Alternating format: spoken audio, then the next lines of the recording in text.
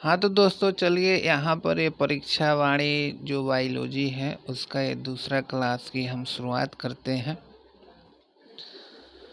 तो देखिए प्रश्न बोला जा रहा है कि कैटफिश, क्रेफिश, रजत फिश और जेली फिश में से कौन वास्तविक मछली है। तो ये कैटफिश है ना, ये वास्तविक मछली है। इसका मतलब क्रेफिश मछली नहीं है, रजत फिश मछली नहीं है, जेली फिश भी मछली नहीं है, कैटफिश मछली है।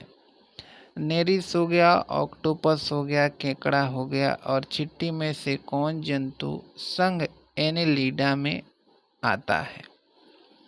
तो देखिए क्या यह ऑक्टोपस आता है एनेलिडा में, तो ना, ये मोलस्का आता है, मोलस्का में आता है। यहाँ पर जो नेरिस है यही आता है किसमें, तो एनेलिडा में। केकड़ा भी लगभग मोलस्का में ही जाता है। केकड़ा के बारे में एक्चुअली हमको मालूम नहीं किस में जाता है, ठीक है ना। चिट्टी होती है ये किस में जाता है, आर्थ्रोपोडा में, कीट में जाता है लोग, ठीक है ना। कटल फिश किस संघ का सदस्य होता है, कटल फिश, तो यह मोलस्का का होता है, मोलस्का का, ठीक है ना। Cuttle fish, cuttle fish Mollusca का होता है। और किस समूह में सब द्विलिंगी जंतु है, तो यहाँ पर देखिए जोंक, हाइड्रा और फीता कृमि द्विलिंगी होता है। जोंक, हाइड्रा, फीता कृमि द्विलिंगी होता है। और किस जंतुओं में काइटिन युक्त बाह्य कंकाल होता है, तो काइटिन युक्त जो बाह्य कंकाल होता है यह कीटों में होता है, कीटों में। और अधिकांश कीट श्वसन करते हैं किससे, तो वातक तंत्र से, वातक तंत्र से। अधिकांश कीट शोषण करते हैं वातक तंत्र से।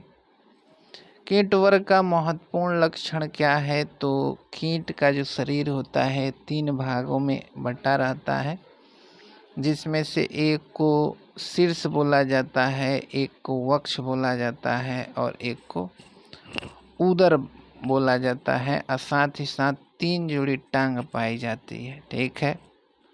मैलपीघी नालिका किसमें होती है, तो कीटों में होती है और इसी के द्वारा कीट उत्सर्जन करते हैं लोग, मैलपीघी नालिका। इसके बाद है कि आर्थ्रोपोडा जंतु में हल्का नीला रुधिर किसके कारण हो सकता है, तो हल्का नीला जो रुधिर है यह हेमोसाइनिन के कारण होता है, हेमोसाइनिन के कारण। Star fish, jelly fish, dog fish और समुद्री घोड़ा में से कौन वास्तविक मछली है, तो समुद्री घोड़ा वास्तविक मछली है, ना तो स्टार फिश, जेली फिश और डॉग फिश, ये सब मछली नहीं है, ठीक है ना, मछली नहीं है। अब देखिए वास्तविक सीलोम किसमें एक चीर के रूप में बनती है, वास्तविक सीलोम, तो मेसोडर्म में, मेसोडर्म में। उसके बाद है कि क्रिस्टेशिया कीट वर्ग और नेलिडा आर्थ्रोपोडा में से झींगा किस संघ में आता है, तो झींगा तो आर्थ्रोपोडा में जाता है क्योंकि 3 जोड़ी टांग होती है उसकी। उसके बाद है कि अंड वृषण क्या होता है, या अंड वृषण किस में होता है, तो द्विलिंगी घोंघा में अंड वृषण होता है, द्विलिंगी घोंघा में। खटमल हो गया, मच्छर हो गया, मकड़ी हो गया, मक्खी हो गया, कौन कीट नहीं है, तो पढ़ चुके हैं। जो मकड़ी है ना, मकड़ी वही कीट नहीं है क्योंकि मकड़ी में 4 जोड़ा टांग पाई जाती है। आगे बोला जा रहा है कि जोंक के चूसक स्थित होते हैं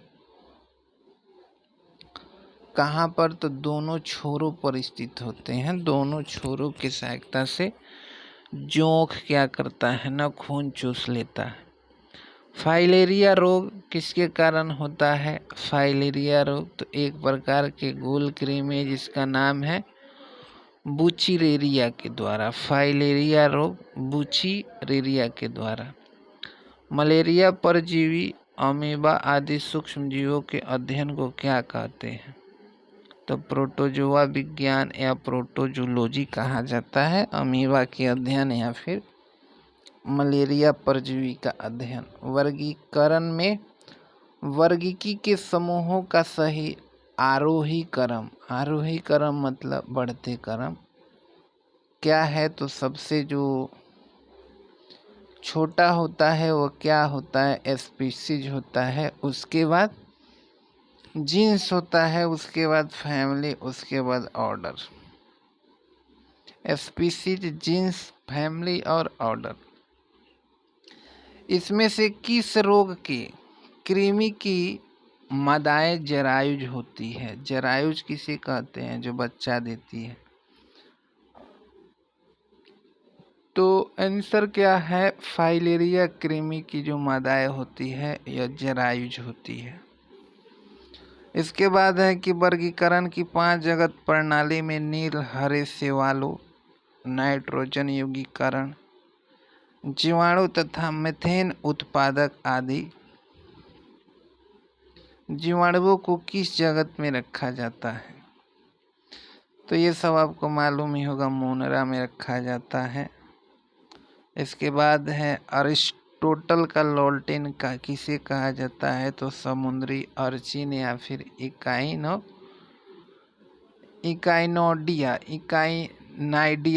इकाइनाइडिया को लिनियस द्वारा प्रस्तुत वर्गीकरण मुख्यतः आधारित था किस पर?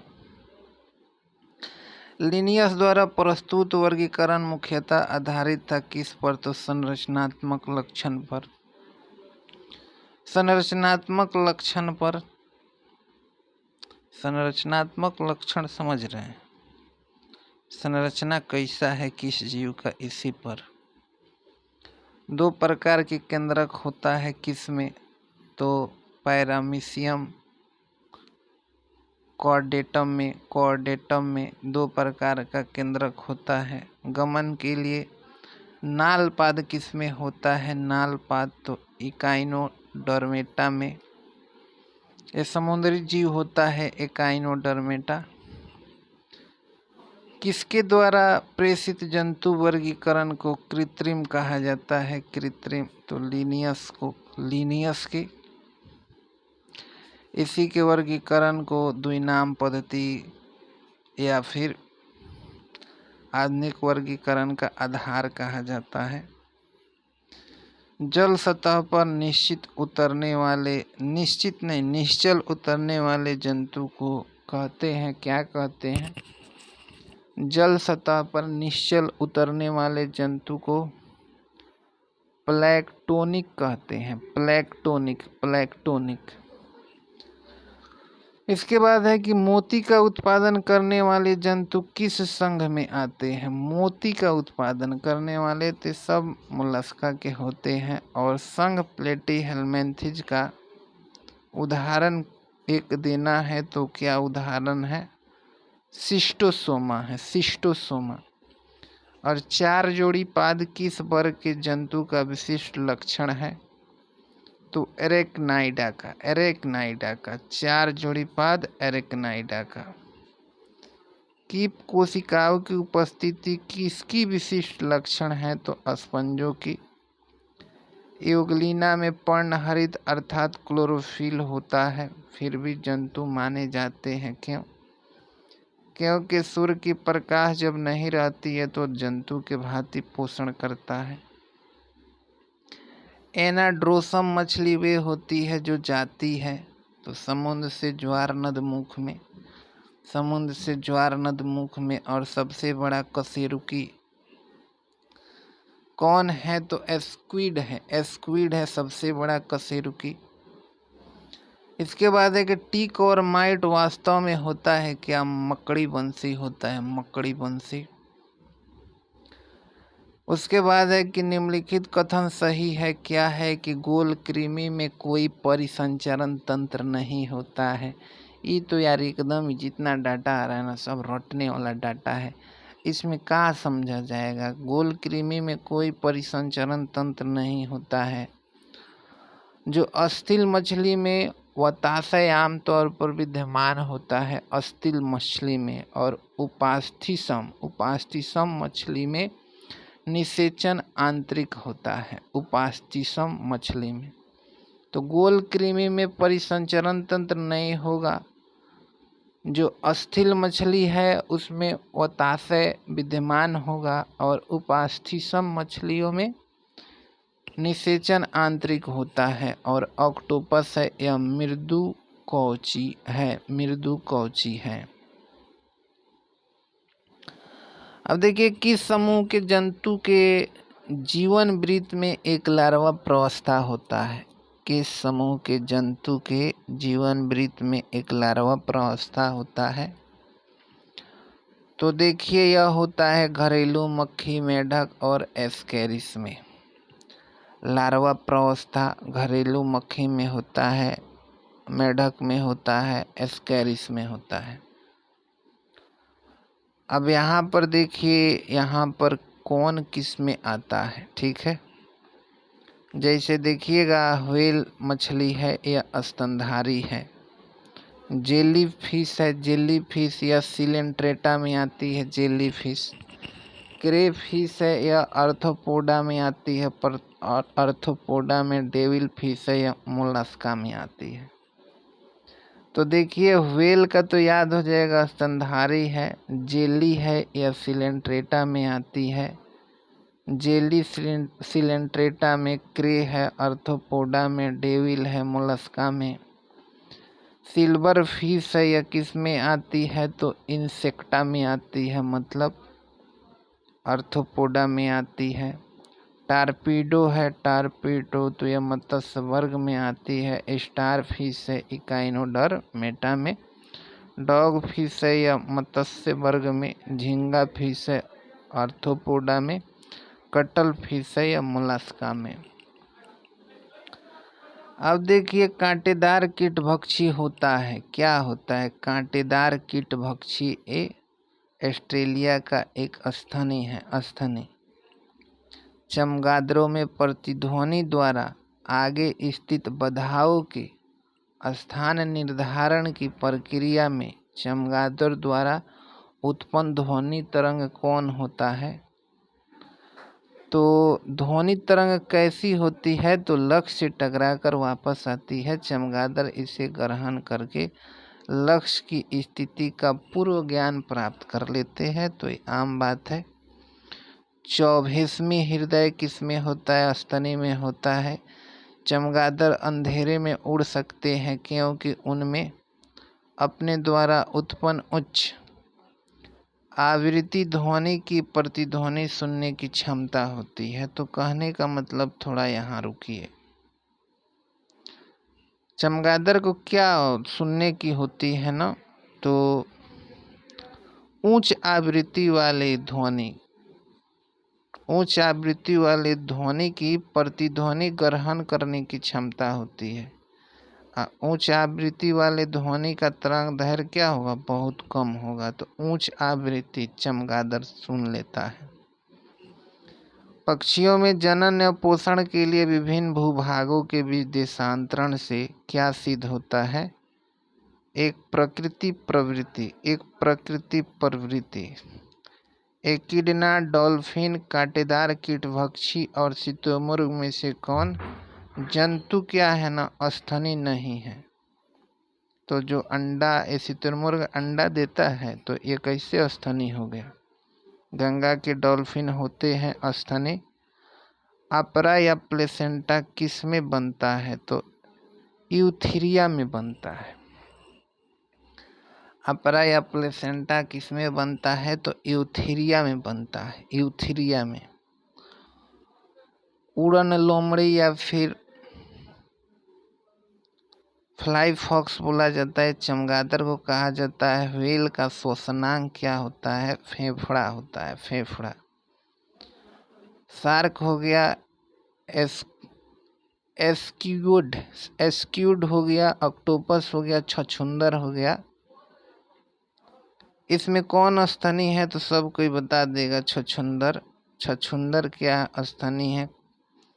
उसके बाद चमगादड़ कोया, चील, तोता में से कौन पक्षी नहीं है, मतलब स्तनी है? तो चमगादड़ है। कौन से प्राणी अपने आंत में जल का संग्रह कर लेता है? तो ऊंट है वह। से ही एकिडना, कंगारू, व्हेल में से कौन अंडा देता है? सीधे बच्चे नहीं देता। तो व्हेल स्तनधारी है। कंगारू भी बच्चा देता है लेकिन अल्प विकसित। से ही एकिडना के बारे में आप परिचित नहीं हैं तो बस एकिडना यहाँ पे रटना पड़ेगा। स्तनियों के वे दो लक्षण जो अन्य कशेरुकों में नहीं होते हैं क्या है? स्तन ग्रंथि और बाल। निम्न जंतु एक ही वर्ग के हैं क्या है? व्हेल है, ओटर है, कंगारू है। व्हेल, ओटर, कंगारू। पक्षियों के लिए सर्वोत्तम परिभाषा क्या है? तो परयुक्त चौपादी, परयुक्त चौपादी। व्हेल हो गया, चमगादड़ हो गया, पेंगुइन हो गया, अमीबा हो गया में से कौन सा जंतु अंडयूजी होता है? अंडयूजी तो अमीबा होता है। अंडयूजी अमीबा। इसके बाद है देखिए, एमनियोटा समूह में आते हैं क्या सरीसृप एवं स्तनी? एमनियोटा समूह में कौन आते हैं? सरीसृप और स्तनी। मोनोट्रीमेटा नामक जंतु समूह में आते हैं क्या? मोनोट्रीमेटा नामक जंतु समूह में क्या आते हैं?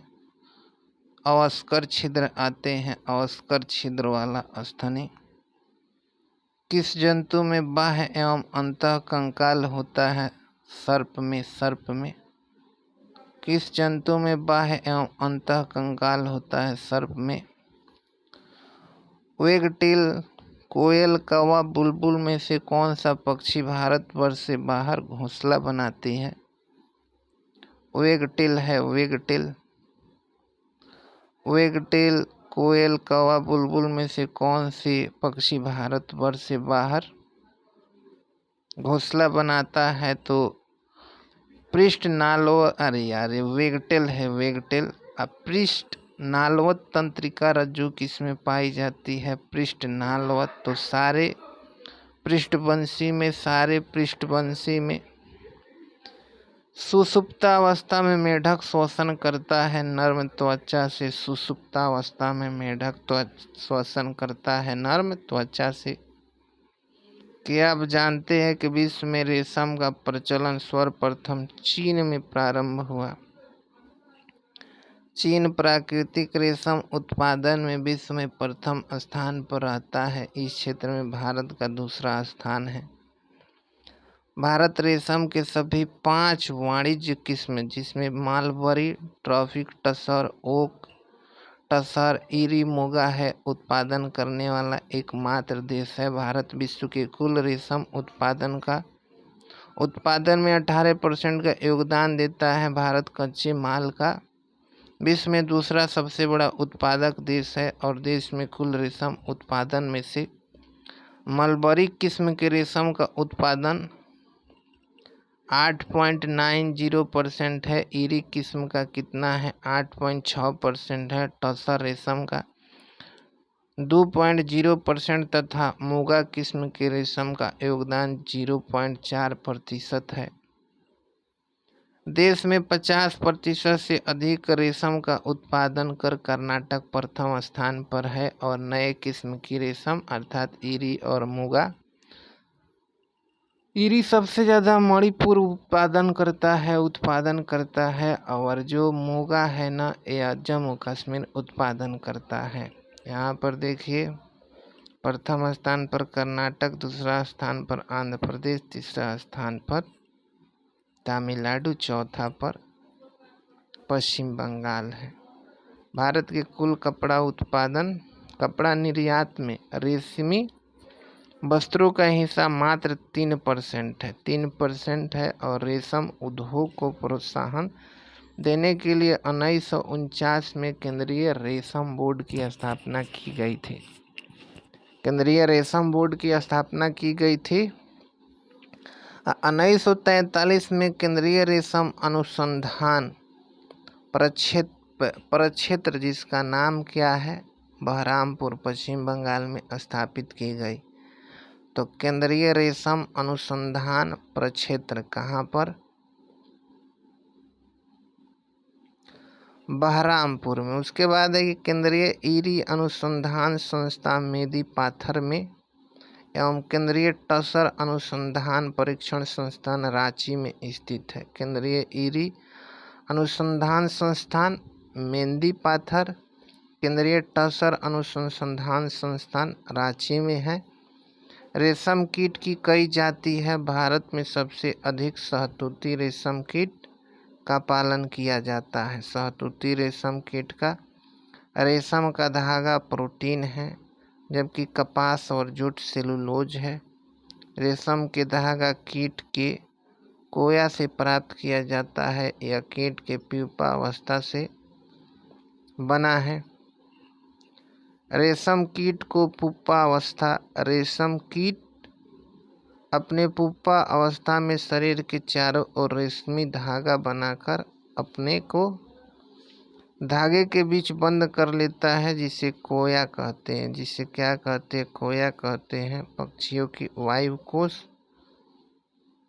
किसमें सहायक होती है? वायु कोश तो शरीर भार को कम करने में, शरीर भार को कम करने में पेंगुइन पक्षी पाया जाता है। कहाँ पर? तो अंटार्कटिका में। मधुमक्खी का कौन सा कार्य सबसे अधिक महत्वपूर्ण है? तो पौधे का परागण। परागण और किसमें लार्वा और प्यूपा अवस्था नहीं होता है? तो लाह के कीट में नहीं होता है। लाह के कीट में नहीं होता है। मनुष्य की उपयोगी वस्तुओं को नष्ट करने में सबसे अग्रणी कौन है? तो दीमक है। कौन सा सेट वेक्टर पुश दो अर्थात रोग वाहकों का है? तो सेंड फ्लाई, चूहा फ्लाई, सिसी फ्लाई। और कौन से जंतु एक कीट के शरीर का स्राव है? तो मतलब कौन से जंतु नहीं, कौन से वस्तु एक कीट का स्राव है? तो लाख है। अफ्रीकी निंद्रा रोग होता है किसके कारण? तो ट्रिपैनोसोमा गैम्बियनजी के संक्रमण से। ग्लोसाइन पैलपेलिस द्वारा वहन होता है। ग्लोसाइन पैलपेलिस द्वारा वहन होता है।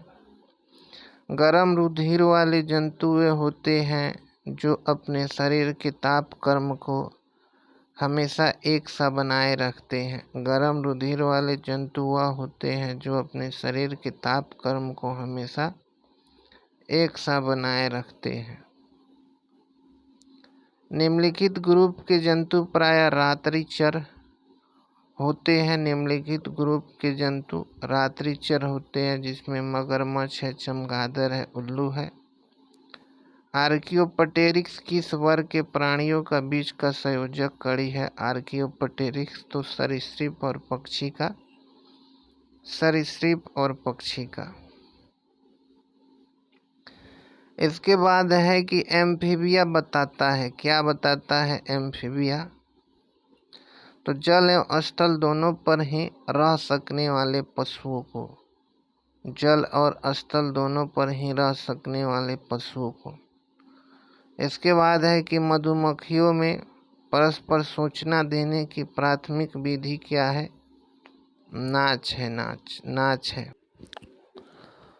चलिए आगे देखिए, आगे क्या बोला जा रहा है कि रेशम कीट अपने जीवन चक्र के किस चरण में वाणिज्यिक तंतु पैदा करता है? तो प्यूपा अवस्था या जिसको कोशित अवस्था कहा जाता है। मधुमक्खी का वास्तविक उत्पाद क्या होता है? तो मधुमक्खी मोम होता है। मोम होता है, ये वास्तविक उत्पाद होता है। चूँकि जो रस होता है वो तो फूलों से निकाल कर लाती है। उसके बाद है कि हमारे घरों के जो जीव है, जिसमें मक्खियाँ हो गई, फ्लीज हो गई, मुर्गियाँ हो गई, छिपकली हो गई, में से किन्हें हम परजीवी कह सकते हैं? तो परजीवी फ्लीज को कह सकते हैं, फ्लीज को। उसके बाद है ट्रिपैनोसोमाइसिस को कौन फैलाता है? तो यह सिस्सी मक्खी फैलाती है। क्या चीज? ट्रिपैनोसोमाइसिस को कौन फैलाता है? तो शीशी मक्खी फैलाती है। इसके बाद है कि टिड्डी, खटमल, दीमक और मच्छर में से कौन सा कीट, क्या बोला गया है कि टिड्डी, खटमल, दीमक और प्लस में मच्छर में से कौन सा कीट सामाजिक है? तो दीमक है। दीमक सामाजिक है। गन्ने की खेती के लिए सबसे अधिक हानिकारक कीट कौन है? तो पायरिला है। और हमारे कृषि एवं उद्यान पादपों के प्रमुख परागकर्ता कौन है? तो मधुमक्खियाँ होती है। मधुमक्खियाँ और रेशम किससे बनता है? तो लार्वा के लार ग्रंथि से बनता है। उसके बाद है कि रेगिस्तानी टिड्डी एकांकी होती है या युद्धचारी? यह निर्भर करता है किस पर? तो भोजन एवं जलवायु पर। और किस नोबेल पुरस्कार विजेता वैज्ञानिक ने मधुमक्खियों की भाषा का अर्थ लगाया और पता लगाया कि ये रस एकत्रित करने के लिए फूलों की पहचान कैसे करती है और कैसे नाच द्वारा इसकी सूचना अन्य मक्खियों को देती है? तो वान फ्रिस ने। काला अजार और फोड़े के रोग फैलाने वाला कीट कौन है? तो काला अजार और फोड़े की रोग फैलाने वाला जो कीट है वो कौन है? वह है सैंड फ्लाई। इसके बाद है पीत ज्वार, डेंगू, चिकनगुनिया और जापानी इंसेफ्लाइटिस रोग में कौन टाइगर मच्छर द्वारा संचालित नहीं होता है? तो ये जापानी एन्सेफ्लाइटिस टाइगर मच्छर के द्वारा नहीं होता है ना। तो पीत ज्वार, डेंगू, चिकनगुनिया। पीत ज्वार, डेंगू, चिकनगुनिया ये तीनों का तीनों टाइगर मच्छर के काटने से होता है। इसके बाद है कि पादप कोशिकाएं जंतु कोशिकाएं से किसकी अनुपस्थिति के कारण, मतलब नहीं रहने के कारण भिन्न होती है? तो सेंट्रियोल। इसके बाद है कि बैसिलस यूरिनजिएंसिस का उपयोग होता है तो जैविक कीटनाशक में। बंदर, मगर, मछली, मेढक में से किसमें 3 प्रकोष्ठ वाला हृदय पाया जाता है? तो जितना उभयचर होता है लोग सब में 3 प्रकोष्ठ का होता है। कुछ समुद्री जंतु एवं कीट अंधेरे में अपने शरीर से प्रकाश उत्पन्न करते हैं। इस परिघटना को क्या कहा जाता है?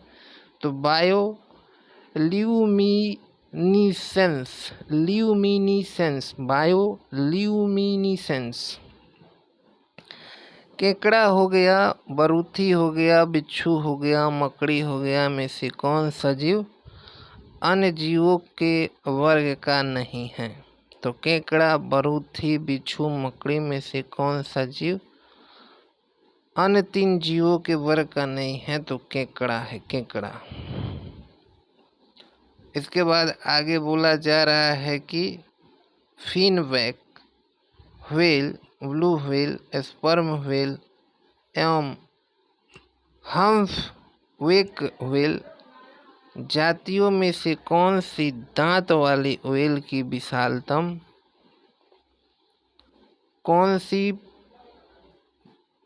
दांत वाली व्हेल का विशालतम है? तो स्पर्म व्हेल। और जीर्ण अर्थात वृद्ध होने की प्रक्रिया क्या कहलाती है? तो जीरिंटोलॉजी कहलाती है। अब यहाँ से हम देखेंगे दूसरा चैप्टर जिसका नाम क्या है?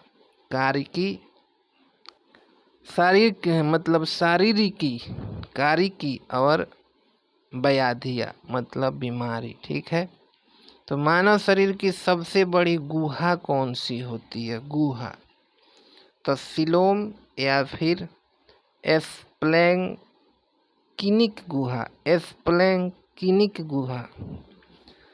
मस्तिष्क और स्पाइनल कॉर्ड को छोड़कर शरीर के अधिकांश अंग किस गुहा में स्थित होते हैं?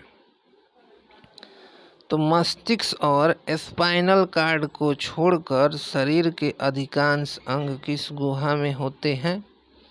तो इसका नाम क्या है? स्प्लैंकिनिक गुहा, स्प्लैंकिनिक कैविटी। किसी जीवधारी का शरीर किसका संगठित तंत्र होता है? मतलब किसका बना होता है? तो पदार्थ और ऊर्जा का संगठित तंत्र होता है, पदार्थ और ऊर्जा का। अब औतिकी किसे कहते हैं? औतिकी तो औतिकी कहते हैं ऊतकों के अध्ययन को, ऊतकों के अध्ययन को। इसके बाद है कि ऐसे समान कोशिकाओं के समूह को जो विशिष्ट कारणों के लिए विशिष्टीकृत होती है क्या कहते हैं? ऊतक कहते हैं, ऊतक। तो ऐसी समान कोशिकाओं के समूह को जो कुछ विशिष्ट कार्यों के लिए विशिष्टीकृत होती है क्या कहते हैं? ऊतक कहते हैं। रुधिर और कोशिकाओं के बीच रासायनिक आदान प्रदान किसके माध्यम से होता है? तो ऊतक द्रव्य के माध्यम से होता है। रुधिर और कोशिकाओं के बीच रासायनिक आदान प्रदान किसके माध्यम से होता है? ऊतक द्रव्य के माध्यम से होता है।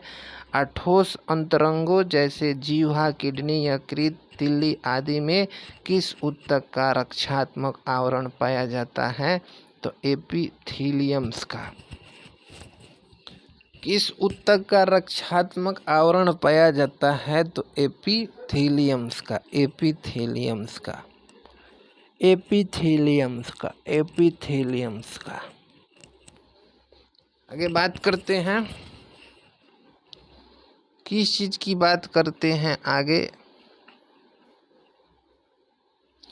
तो त्वचा की एपिडर्मिस भ्रूणीय परिवर्धन के किस जनन तंत्र से विकसित होती है? मतलब त्वचा की जो एपिडर्मिस होती है वह भ्रूणीय परिवर्धन के किस जनन स्तर से विकसित होती है? एपिडर्मिस तो एक्टोडर्म से, एक्टोडर्म से। और एपिथीलियम ऊतक भ्रूणीय परिवर्धन के किस जनन स्तर से विकसित होता है? एपिथीलियम ऊतक भ्रूणीय परिवर्धन के किस जनन स्तर से विकसित होता है? तो तीनों प्राथमिक जनन स्तरों जैसे एक्टोडर्म, मेसोडर्म और एंडोडर्म से, एक्टोडर्म, मेसोडर्म और एंडोडर्म से। अब आगे देखिए क्या बोला जा रहा है कि ट्रैकिया मस्तिष्क के पार्श्व गुहाओं एवं अंडवाहिनियों में से किस प्रकार की एपिथेलियम कोशिकाएं मिलती हैं? तो रोमाभी उपकलाएं, रोमाभी उपकलाएं। ट्रैकिया मस्तिष्क के पार्श्व गुहाओं तथा अंडवाहिनियों में से किस प्रकार की एपिथेलियम कोशिकाएं मिलती है? तो रोमाभी उपकलाएं। एंडोथीलियम कैसी कोशिकाओं की बनी होती है? एंडोथीलियम तो सल्की की बनी होती है, सल्की की। इसके बाद है कि टाइल्स के भांति परस्पर सटी पतली और चपटी कोशिकाओं से बनी उपकला कहाँ पाई जाती है? तो अंडाशय के बाहरी दीवारों पर। टाइल्स के भांति परस्पर सटी पतली और चपटी कोशिकाओं के बने उपकला कहाँ पाई जाती है? तो अंडाशय के बाहरी दीवारों पर पाई जाती है, अंडाशय की बाहरी दीवारों पर। और त्वचा पर चोट लगने के बाद किसका पुनरुद्भवन, मतलब इसका पुनरुद्भवन किसके द्वारा किया जाता है? तो यह घनाकार उपकला के द्वारा किया जाता है, घनाकार उपकला के द्वारा। अब देखिए हमारी वायुनाल की रोमाभी उपकला का क्या कार्य है? रोमाभी उपकला तो श्लेष्मा को बाहर की ओर ढकेलना। किसका? वायुनाल की रोमाभी उपकला का क्या काम है? तो श्लेष्मा को बाहर की ओर ढकेलना। कंडरा किसको जोड़ती है? तो पेशी को हड्डी से, कंडरा पेशी को हड्डी से, और स्नायु मतलब लिगामेंट हड्डी को हड्डी से। और उसके बाद है मास्ट कोशिकाएं किसमें मिलती है? तो संयोजी ऊतक में। संयोजी ऊतक में उसके बाद है कि मास्ट कोशिकाएं किस प्रकार पदार्थ का श्रवण करती है। मास्ट कोशिकाएं किस प्रकार पदार्थ का श्रवण करती है, तो सीरोटोनिन, हिपैरिन तथा हिस्टैमिन। सीरोटोनिन, हिपैरिन तथा हिस्टैमिन। स्नायु और कंडरा कैसे ऊतक है। स्नायु और कंडरा तो संयोजी ऊतक है, संयोजी ऊतक है। अस्थि का निर्माण करने वाला कोशिकाएं कौन सा है, तो ऑस्टियोब्लास्ट है, ऑस्टियोब्लास्ट। कंकाल कैसा होता है, तो मीसोडर्मी होता है। कंकाल कैसा होता है, मीसोडर्मी होता है। स्तनियों के अस्थि उपास्थि से किसकी उपस्थिति के कारण भिन्न होती है। जो स्तनियों का अस्थि होती है उपास्थि से किसकी उपस्थिति के कारण भिन्न होती है, तो हैवर्सियन नालिकाओं के, हैवर्सियन नालिकाओं के। शरीर के भार का कितना प्रतिशत वसा ऊतक पुरुष और महिला में निर्मित हो सकते हैं, तो शरीर का भार का कितना प्रतिशत वसा ऊतक पुरुष तथा महिला में निर्मित हो सकते हैं, तो पुरुष में 20%, स्त्री में 25%। उसके बाद है कि ऊंट के कुब्बड़ में वसा का संग्रह क्यों होता है, तो कुब्बड़ में संग्रहित वसा ताप रोधक स्तर का काम करता है। कुब्बड़ में जो संग्रहित वसा है यह ताप रोधक स्तर का कार्य करता है। फलतः ऊंट के शरीर से जल की हानि क्या होती है ना, कम होती है, कम होती है। किस प्रकार के वसा ऊतक में सामान्य वसा से अधिक ऊर्जा होती है। किस प्रकार के वसा ऊतक में सामान्य वसा से अधिक ऊर्जा होती है, तो भूरी वसा में। अस्थियों के मैट्रिक्स किस प्रोटीन का बना होता है, तो ओसिन का बना होता है, ओसिन का। उसके बाद है कि अस्थि में कौन सा लवण सबसे अधिक होता है, तो calcium phosphate, calcium phosphate, calcium phosphate. और अस्थियों को कठोर बनाने वाला लवण मुख्यतः कौन होता है, कौन होता है जो कठोर बनाता है, तो कैल्शियम और मैग्नीशियम के फॉस्फेट होते हैं, कैल्शियम और मैग्नीशियम के फॉस्फेट होते हैं। और लंबी अस्थियों के सिरे पर लचीली संधारी गदिया किसकी बनी होती है, तो लंबी अस्थियों के सिरे पर लचीली संधारी गदिया किसकी बनी होती है, तो उपास्थि की बनी होती है, उपास्थि की। हैवर्सियन नालिका एवं तंत्र कहाँ पाए जाते हैं, तो केवल स्तनियों के अस्थियों में पाए जाते हैं, केवल स्तनियों के अस्थियों में पाए जाते हैं। एंड्रोएस्टियम किसका महीन तंतु युक्त आवरण होता है, एंड्रोएस्टियम किसका महीन तंतु युक्त आवरण होता है, तो अस्थि मज्जा के चारों ओर का आवरण होता है। नाम है एंड्रोएस्टियम। किसका महीन तंतु युक्त आवरण होता है, तो अस्थि मज्जा के चारों ओर का, स्तनियों में। उसके बाद है बुल्कमान की नालियाँ कहाँ पाई जाती है, तो स्तनियों के लंबी अस्थियों में पाई जाती है। बुल्कमान की जो नालियाँ है कहाँ पाई जाती है, स्तनियों की लंबी अस्थियों में पाई जाती है। और कंडरा किसकी बनी होती है, तो केवल कैलोजन तंतु की, केवल कैलोजन तंतु की।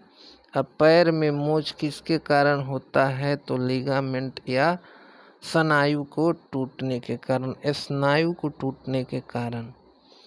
किसके विलयन में रखने से अस्थि पर लगे पेशी तंतु आदि घुल जाते हैं, किसके विलयन में रखने से अस्थि पर लगे पेशी तंतु आदि घुल जाते हैं, तो पोटेशियम हाइड्रोक्साइड के, पोटेशियम हाइड्रोक्साइड के। और बोला जा रहा है कि स्नायुओं में होता है क्या, पीले एवं श्वेत तंतु होता है। स्नायुओं में क्या होता है, पीले एवं श्वेत तंतु होता है। उसके बाद है कि उच्च जंतु कोशिकाएं अपनी आवश्यक आवश्यकता की पूर्ति कहाँ से करती है? तो ऊतक द्रव से करती है, ऊतक द्रव से करती है। इसके बाद आगे बोला जा रहा है कि कुछ अपशिष्ट पदार्थों को ऊतक द्रव से रुधिर में लाने का कार्य कौन करता है?